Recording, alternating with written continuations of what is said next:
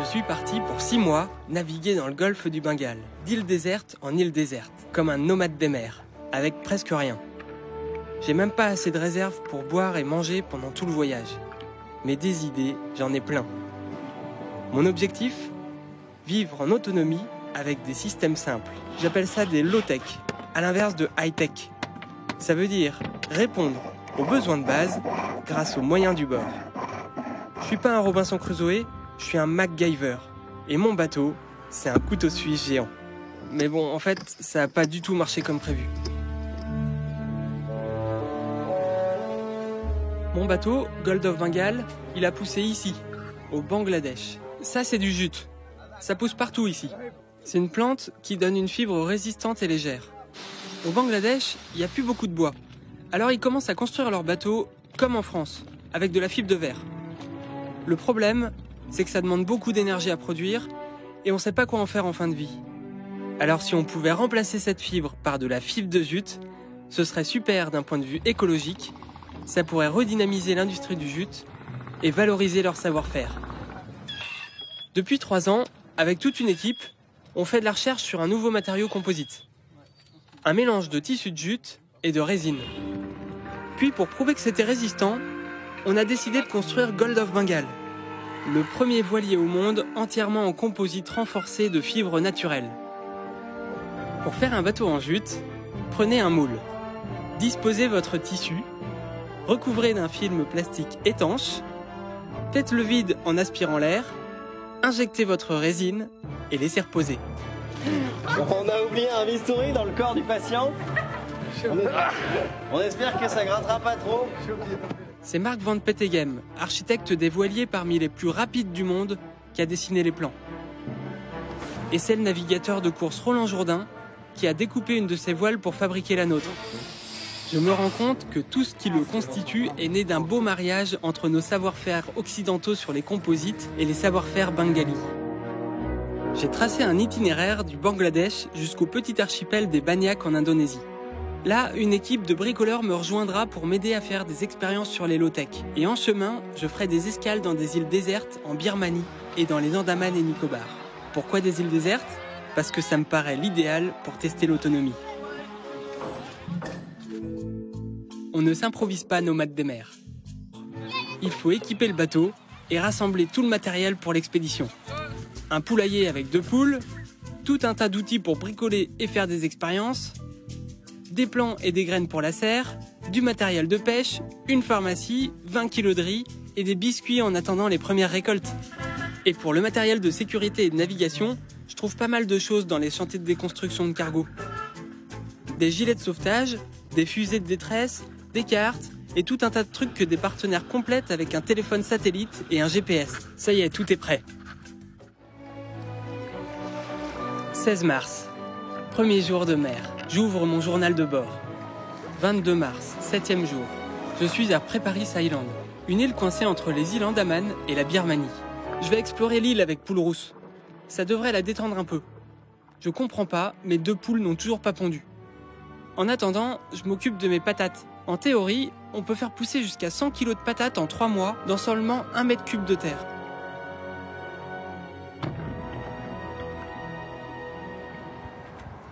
C'est pas les mêmes couleurs, mais ça a l'air d'être le même espèce de bec. Et il serait comestible. C'est Pierre-Alain qui m'a fabriqué ce four solaire. Une chambre à air, un bout de polystyrène, une vitre et le tour est joué. Ça a l'air pas mal. Il suffit de laisser faire le soleil.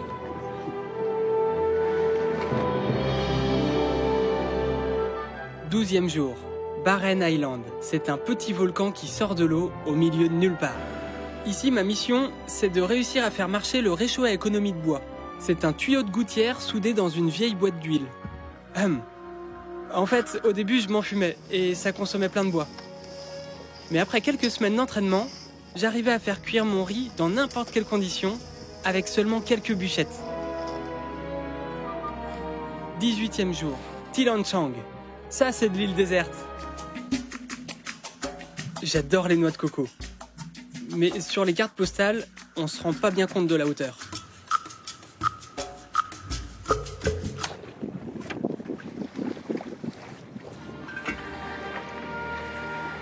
Je suis autonome en eau. Grâce à mon désalinisateur manuel, je pompe 1h30 tous les jours pour produire 5 litres d'eau douce à partir d'eau de mer. 2 litres et demi pour les poules et moi, 2 litres et demi pour les plantes. Plus je descends vers le sud, plus j'approche de l'équateur. C'est la zone que les marins appellent le poteau noir. Des coups de vent violents et des calmes plats. Et je viens de passer une très mauvaise nuit parce que dès que le soleil s'est couché, le pilote automatique s'est éteint, il n'y avait plus de batterie. Et ensuite il y a eu des éclairs au loin, ça s'est approché, il y a eu plein de nuages là. Et je me suis pris des embruns et des vagues. 50e jour. Ça y est, j'ai enfin passé ce maudit cap. Je me suis pris une bonne raclée. J'ai cassé la baume, puis l'antenne en bambou. J'ai dû les réparer à l'arrache, puis la voile s'est déchirée sur 4 mètres. La bonne nouvelle, c'est que le bateau a résisté à tout ça.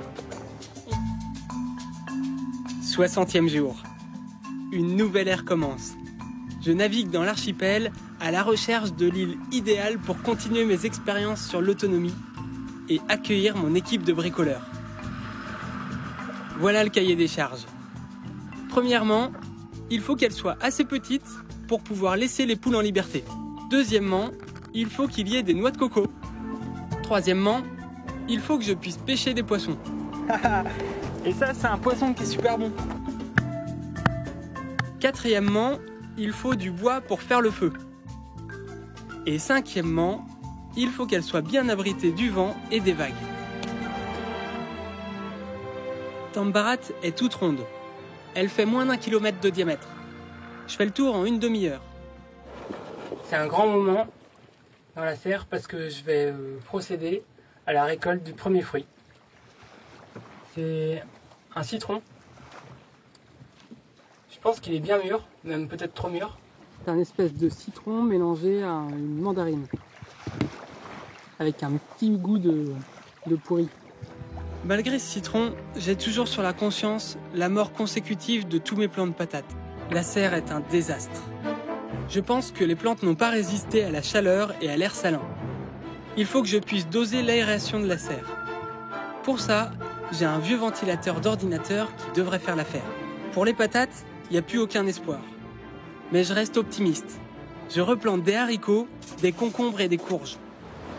On est le 3 juin et je suis vraiment inquiet parce que ça fait 2 jours que j'ai pas vu poule rousse.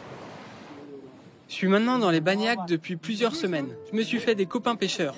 Ils venaient d'abord voir mes poules, qui sont devenues de vraies stars dans l'archipel, puis certains ont commencé à venir s'abriter quand un coup de vent passait. J'ai appris les bases de l'indonésien et ils m'ont appris à pêcher, choisir les bons coquillages et les cuisiner. On est le 7 juin et poule blanche a disparu à son tour. J'ai ramené le petit-déj. Excellent. Ah, mortel. La première pieuvre. Ah putain, je me suis battu, tu imagines même pas. Waouh. 130e jour. L'équipe est arrivée. Ensemble, on va faire plein d'expériences sur l'hélotech. Gold of Bengal va se transformer en un vrai petit écosystème. En une semaine, nous avons monté une sorte de laboratoire éphémère dans la jungle. Je concasse le corail qu'on a chauffé à 750 degrés, faire de la chaux, et avec cette chaux on va faire du ciment pour fabriquer notre premier parpaing. Ce qui nous préoccupe le plus, c'est la culture des légumes, parce que la terre de l'île n'est pas bonne. L'hydroponie, c'est un système de culture qui permet de faire pousser des plantes rapidement dans des zones où on ne trouve pas de bonne terre. On commence par découper des bouteilles d'eau ramassées sur la plage. On y insère des petits pots dans lesquels on dispose de la fibre de coco. Les racines vont pouvoir s'accrocher sur ces fibres tout en barbotant dans l'eau. Pour grandir, les plantes vont avoir besoin d'azote, de phosphore, de potassium et de tout un tas d'éléments. Il va falloir trouver tout ça dans la nature. Alors on élabore des jus à base d'arêtes de poisson, de rouille, de cendres, d'ongles, de fientes de poule, d'algues, d'os de poulet calciné. Ah, et j'oubliais le jus de compost. Petit à petit, nous découvrons le dosage parfait. Nous pouvons passer au 3e level, l'aéroponie. Cette fois, les plantes vont pousser non plus dans l'eau, mais dans l'air. Une petite pompe vaporisera des gouttelettes de notre mélange directement sur les racines. C'est encore plus économe en eau. Récupérer l'eau de pluie, c'est facile et ça marche bien. Mais quand il ne pleut pas, on fait comment ? Ça dépend de la taille des îles, mais quand l'île est suffisamment grande, à une certaine distance de la mer, il commence à y avoir des arbres à feuilles. Donc, ce qui veut dire qu'on commence à avoir de l'eau douce. À partir de là, il faut quand même creuser à peu près jusqu'à 2 mètres de profondeur pour récupérer donc, la nappe. Donc c'est de l'eau qu'on peut utiliser pour se doucher, pour se laver, et puis aussi pour faire bouillir, faire la cuisine. Voilà. Mais peut-être pas trop pour boire, en tout cas on ne l'utilise pas pour ça. Pour cuire nos aliments, on utilise du bois. Mais quand on est nombreux, ça commence à faire des quantités importantes. Alors on met au point une alternative. Dans ces îles, les gens récoltent les noix de coco, mais laissent pourrir les bogues, qui sont pleines de fibres. Si on arrivait à faire du charbon avec, ça permettrait de valoriser ces déchets tout en évitant de déforester. Pour fabriquer du charbon, il faut une combustion sans oxygène. Creuser un trou et y faire un feu, y placer les fibres de coco, puis couvrir pour que l'oxygène ne rentre pas.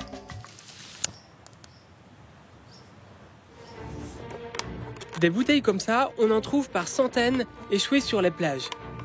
Thomas ne voit pas ça comme un déchet, mais comme une ressource locale. Enroulé autour de lattes de bambou puis chauffé, le plastique crée un lien puissant. Je viens de mettre au four 2 petits flancs coco. Avec le succès de nos expériences de culture de légumes, se pose la question de la conservation des aliments. L'idée, ce serait d'avoir des légumes séchés qui vont ensuite pouvoir se conserver et être réhydratés. Pour la phase préparatoire, c'est déjà de faire blanchir les carottes pour enlever les bactéries. Et ensuite, on va le mettre dans ce qui a été dans une autre vie un filet de pêche pour protéger les carottes des mouches et de tous les petits insectes. Et voilà.